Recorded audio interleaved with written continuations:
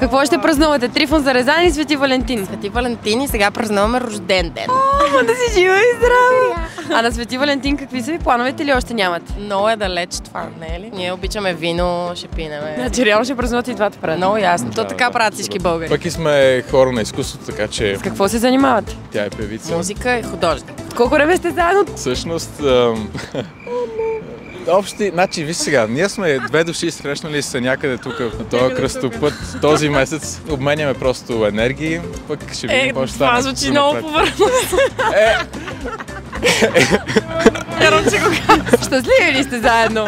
Да, щастливи сме. Виж сега, ние не затваряме така в някакви рамки нашите взаимоотношения, просто си текат нормално и балансирано. Много се радвам за вас, мили хора. Честит рожден ден!